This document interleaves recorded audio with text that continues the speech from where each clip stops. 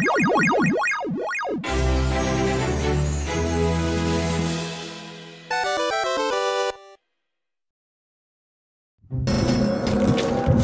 up mga ka-gamer?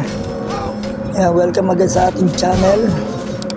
Ayan, medyo malat tayo ngayon dahil napalaban tayo sa videoke dahil birthday ko nung nakaraan lang.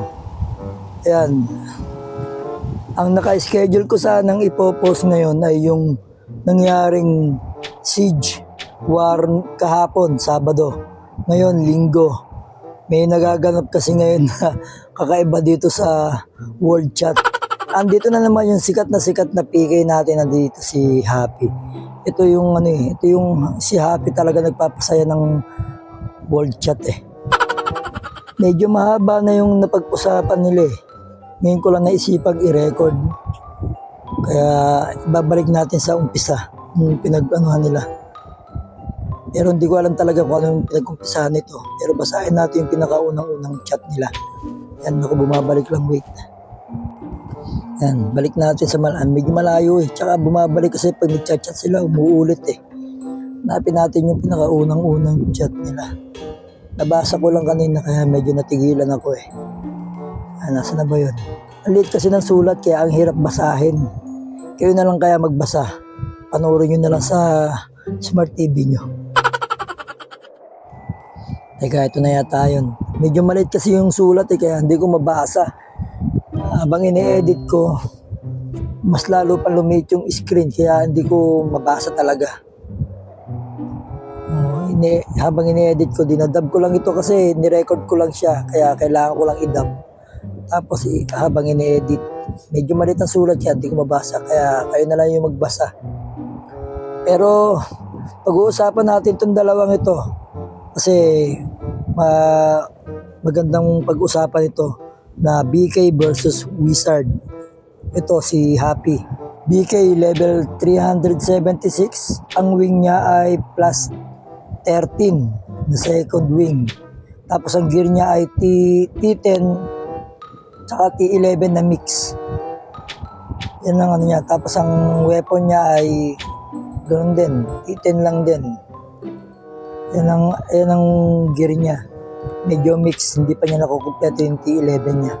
Ayan, kayo na lang yung mag-check ng mga gears niya at i-review ninyo yung kanyang mga options. Ayan, para ikukumpara natin dun sa kaaway niya na si Shadow. Si Happy ay member ng Demigod. Ayan, shoutout sa'yo, Demigod.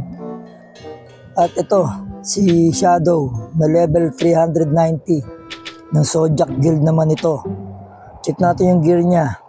Ito yung kanyang wing plus 17. Yung set niya is ganun din, T11 tsaka T10 na mix. Yan, yung defense niya, ignore 5% ng wing niya. Yan, check nyo na lang din yung gear niya. Yan, balik tayo sa combo nila. Yan, trash talking na to. Yan, ito yung, kayo na lang magbasa niyan kasi medyo maliit, hindi ko mabasa, kaya hindi ko mababasa sa inyo. Yan, kayo na po ang ano ang sa palagay ninyo kung sila magsasagupaan. Ang BK na level 376 versus Wizard na level 390. Medyo malaki yung gap, no? Kung isipin natin, medyo malaki talaga yung gap. Pero kasi Wizard, alam naman natin, kapag Wizard, matik yan, malambot yan. Pero long range naman yan. Ang BK naman, makunat, malakas ang damage, pero close combat naman siya. Kailangan pa niya lumapit sa kalaban niya para lang maka-damage siya. Pero meron naman siyang moon slash, yung pinaka long range niya na attack.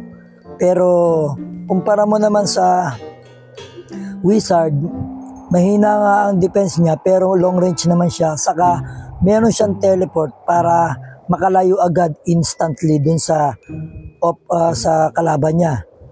Unlike sa BK, pagka natakasan na yan, mahihirapan na siyang makahabol. Unless na lang maabutan ng moon slash yung Wizard. Kasi ako, yung Wizard ko, matamaan lang ako ng moon slash ng BK, talagang ubos agad ang SD ko. So, kung kayo ang tatanungin, sa level gap nilang dalawa, 376 na BK versus 390 na Wizards. Ano sa palagay ninyo? May laban ba ang Wizard o no match ang Wizard sa BK o no match ang BK doon sa Wizard? Kayo na po yung mag-ano yan. Comment nyo na lang po kung ano sa palagay ninyo. Pero kung ako ang tatanungin, halos kahit nasabihin mo malaki ang level gap ng ng BK sa Wizard, medyo mahihirapan pa rin ang Wizard kapag nalapitan siya ng BK kasi medyo malakas ang damage ng ng Muslas ng BK. Pero ang advantage naman kasi ng Wizard, ang laban talaga ng Wizard, kapag Wizard ka, automatic lalayo ka. Yun talaga, automatic yun, lalayo at lalayo ka talaga. Pero pag lumayo ka, aatake ka ng Priest, sabay Poison, sabay Aqua Beam, tapos yung main attack mo. So, ganun lang gagawin niya. Paulit-ulit lang niyang gagawin yun. Lalayo siya, a-attack ng Priest, Poison, o Aqua Beam, tapos yung main skill niya. Ganun lang ang gagawin talaga niya. Hindi naman sa tumatakas. Umiiwas siya sa paglapit ng BK. Kasi ang BK kasi may hirap talaga makalapit sa Wizard talaga. Kahit ako, pag ako gumagamit ng BK, medyo irritable ko sa mga Wizard kasi nga, ang hirap nilang hulihin. So, yun yung advantage ng Pero syempre, sa laki ng level gap nito, malaki ang laban ng Wizard. Kasi, syempre, sa 390, malaki, mataas na rin ang attack damage niyan. Mataas na rin ang attack damage niyan. At yung, depende na lang yung defense niya sa set niya. Kung mataas yung set niya o mataas yung sa mga fluorite niya, kung meron siyang defense na fluorite, kagaya ng wind. Dapat ganun ng Wizard. Kaso, para sa palagay ko, halos parehas lang itong depende na lang sa diskarte nila sa paglaban nilang pareho. Yung para sa akin depende na lang ito sa diskarte nilang pareho kasi halos match lang silang dalawa rito kung tutusin. Pero malaki ang laban ng Wizard kasi nga ang laki ng level gap niya sa BK. Malaki ang laban ng Wizard talaga. Kung marunong kang gumamit ng Wizard, mahihirapan ang BK dito sa Wizard. Kayo, ano sa palagay nyo? Disclaimer lang hindi ko sinasabi yung fact. Yun lang yung sa palagay ko lang. Sarili ko tong point of view. Pero kayo, mag-comment kayo kung ano sa palagay ninyo ang mananalo sa dalawang ito. Pero kung ang magiging labanan face to face, walang yung harapan lang, walang alisan sa pwesto, malamang kami kalalagyan talaga dito ang Wizard. May kalalagyan talaga ang Wizard dito kasi malambot nga ang Wizard. Kung walang alisan sa pwesto, atakihan lang. Baka stab lang ang katapat ng Wizard dito. Kaya, siyempre, dahil kaya nga inilagay ng MU yung teleport sa Wizard, dahil nga malambot lang siya. Yun yung talagang gagamitan mo talaga ng lahat ng mga skill mo, gagamitin mo talaga dyan. Yung teleport mo, yung soul barrier kasi ng Wizard, may defense nga siya na buff. Halos wala rin naman tulong kukunti lang yung naidadagdag ng soul barrier ng Wizard. Hindi ganun kalaki, hindi talaga ganun kataas yung defense na binibigay niya. Konti lang yun. 20% lang ata yun. 20% na absorption na sa defense ng Wizard. Pero kung makipagharapan siya talaga sa Dark Lord o kaya sa BK hindi talaga ubra ang Wizard sa harapang sa face to face na laban. Sa close combat hindi talaga mananalo ang Wizard sa BK. Kaya kung gagamitan ng mga tamang movement yung Wizard, malaki ang chance na manalo siya sa BK. Wag lang siyang talagang malalapitan. Yun yung sa akin. Pero kung ang labanan ay Wizard sa Wizard, tapos ganyang kalaki yung level gap, siyempre mananalo dito yung 290. Ay, yung 390. Diba? Malaki ang laban ng 390. No match na yung nasa 300. ano, 337. Ano na talaga yun, malaki na talaga yung ay 376. 376 versus 390 na wizard sa wizard, mananalo talaga ang 390 kasi malaki ang level gap niya. Parehas lang naman yung skill nila, parehas lang yung gears nila.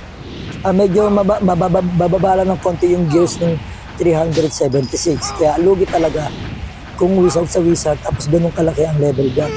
Ganun din naman sa BK. Sa BK, kung ganun kalaki ang level gap, syempre lugi din yung nasa mababang level. Kasi parehas lang naman silang BK. Parehas lang ng skills nila na gagamitin. Kaya mananalo doon yung mataas ang level.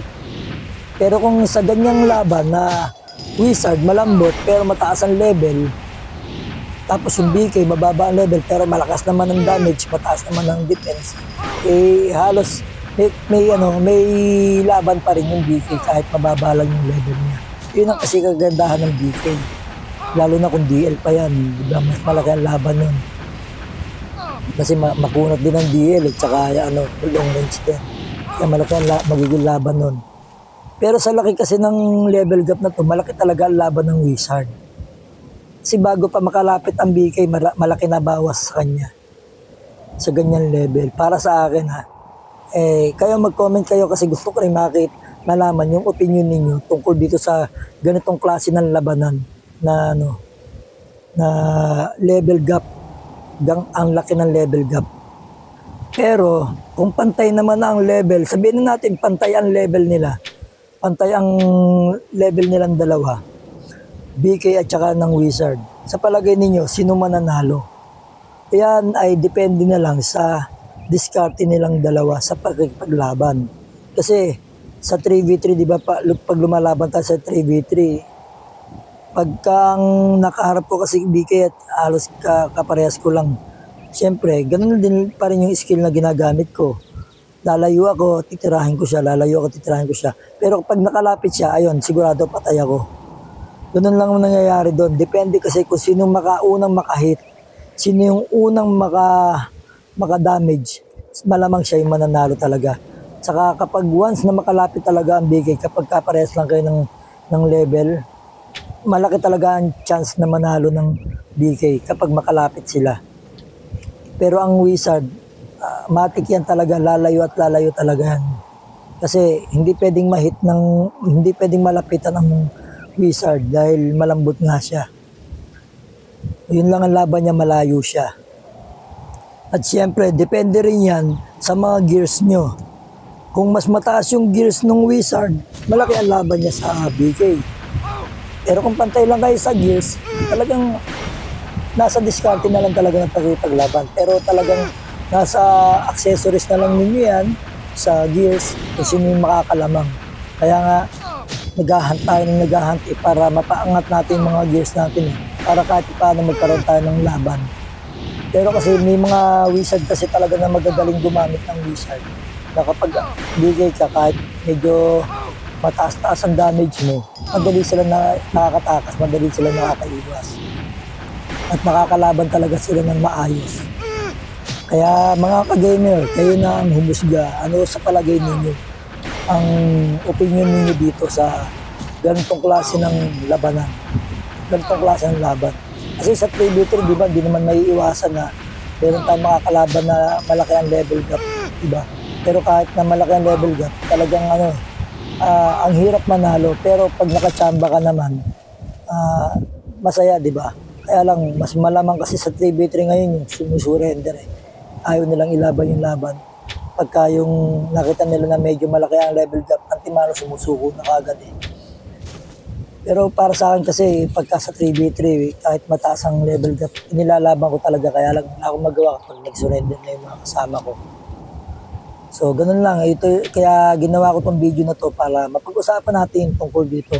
Ano ba yung dapat natin gawin dito kapag kaya mga ganito sitwasyon na medyo mataas yung level gap natin dun sa, o medyo mababa yung level gap natin dun sa opponent natin. Medyo mahihirapan tayo, di ba? Okay, balik tayo sa pinag-uusapan nitong dalawang ito. Yan, para sa akin si Happy lamang na lamang to.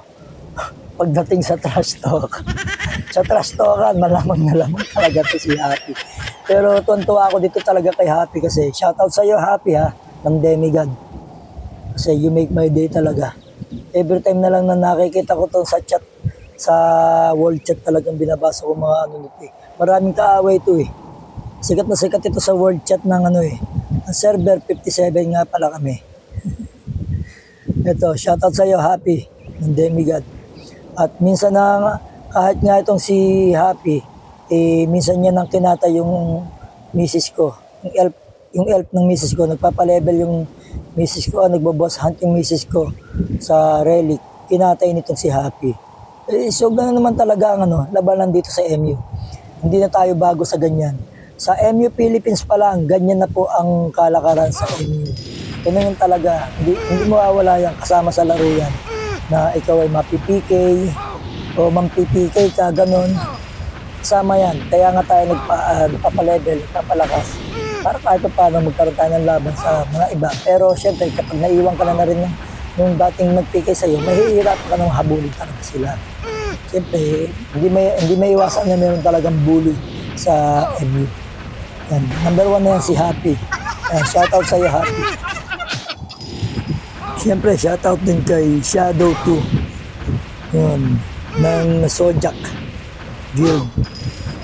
At eto na, shoutout din kay Hudyo. Boss Hudyo, shoutout sa'yo. Ng Demigod din. Ito, mga idol natin to, mga top players ito ng ng server 57.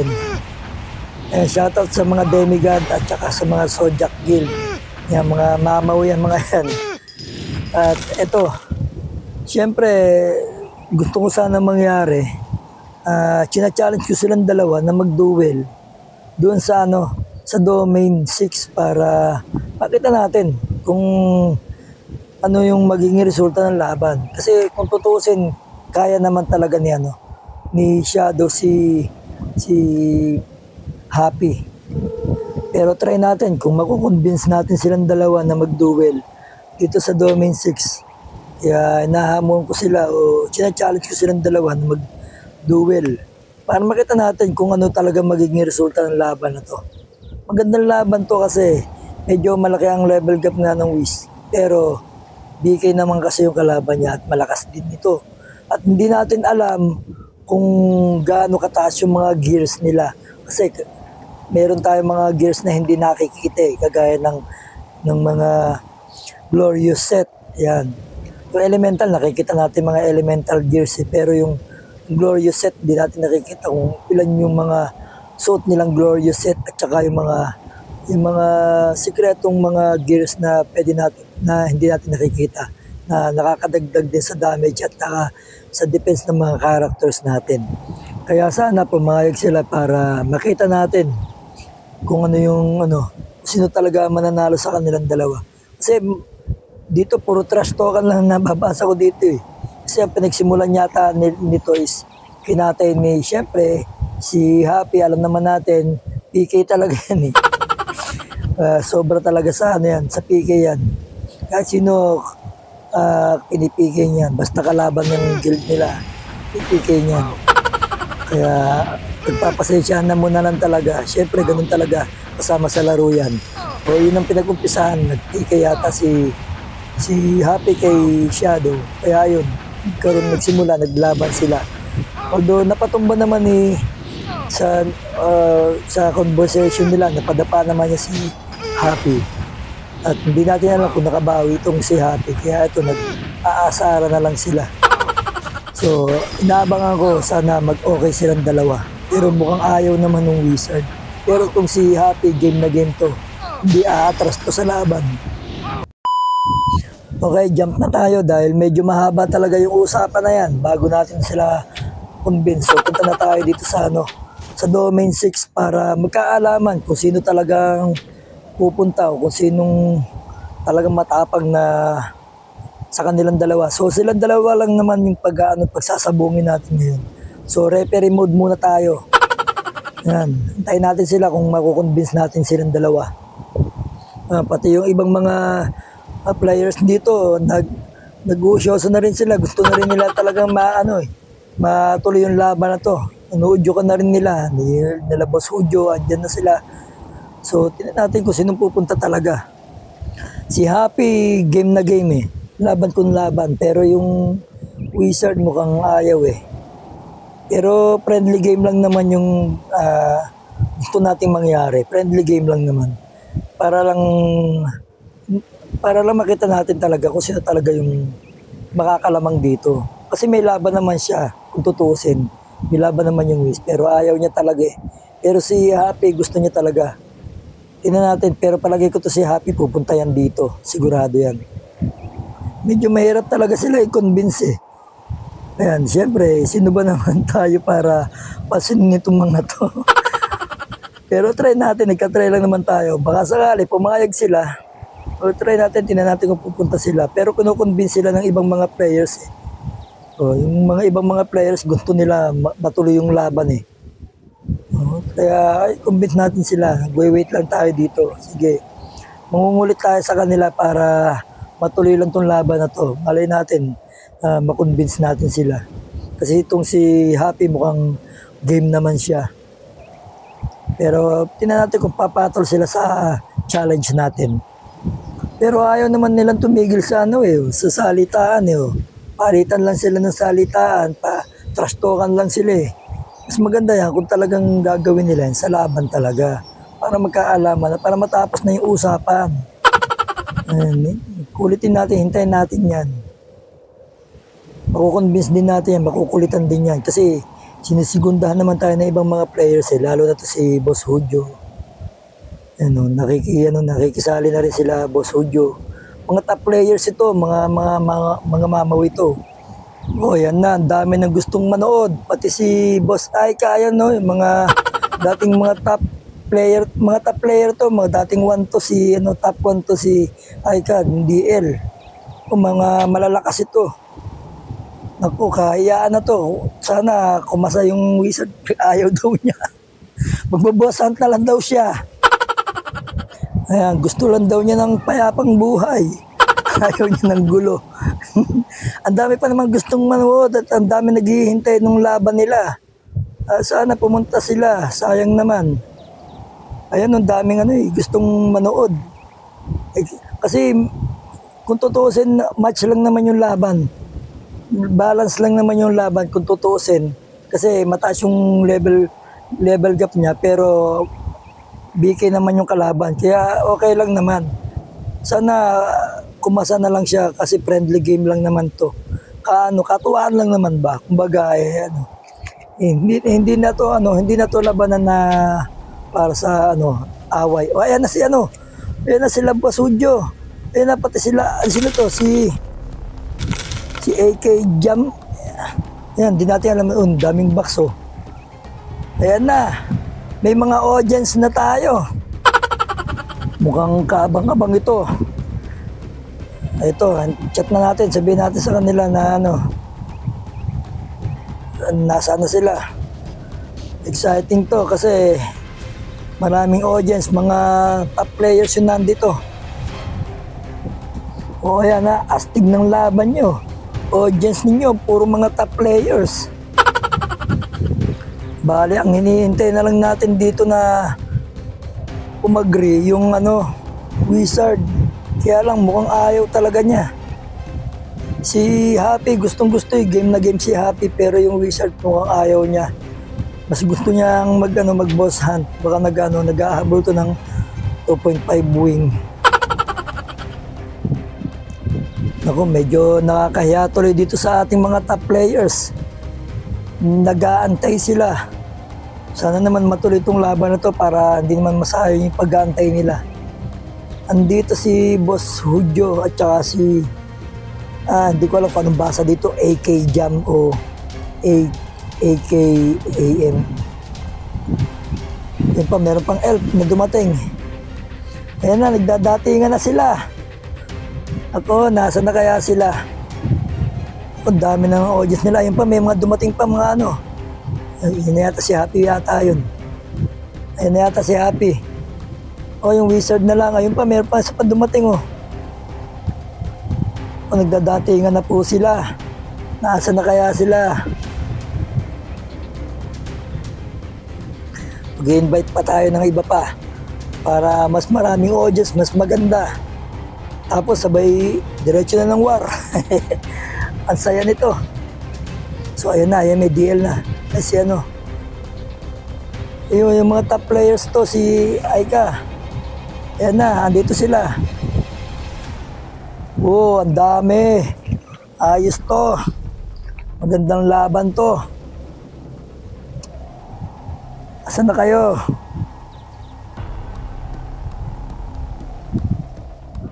Ang tagal naman nila. Mukhang di natin mapipilit ang Wizard na. Shadow 2. Hindi ko alam kung pangilan to sa ano, sa list ng mga Wizard. Kasi yung wish ko nasa pangwalo sa ano, sa mga Wizard sa leaderboards. Wow, free to play lang tayo pero at least napabilang tayo kahit paano doon.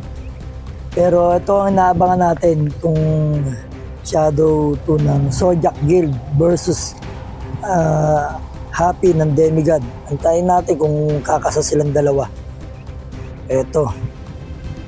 Ang tagal lang kasi ang hinihintay na lang natin dito is yung Wizard. Kasi si Happy, okay na si Happy. Hindi ko alam kung nandito na si Happy. Kung dumating na ba siya dito. Pero game naman si Happy.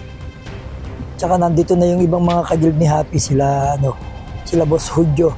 Okay, shoutout nga pala natin to sa mga guild ng Demigod. Sila yung may hawak ng siege na napakahirap talagang buwagin. Napakagaling ng mga strategy nila para depensahan nila ang siege.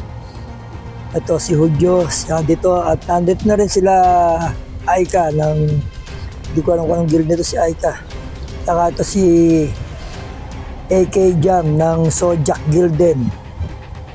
Okay, ito na lang ang hamunin natin itong dalawa. I-challenge natin to sila. Sila ito, check natin yung mga gears nila.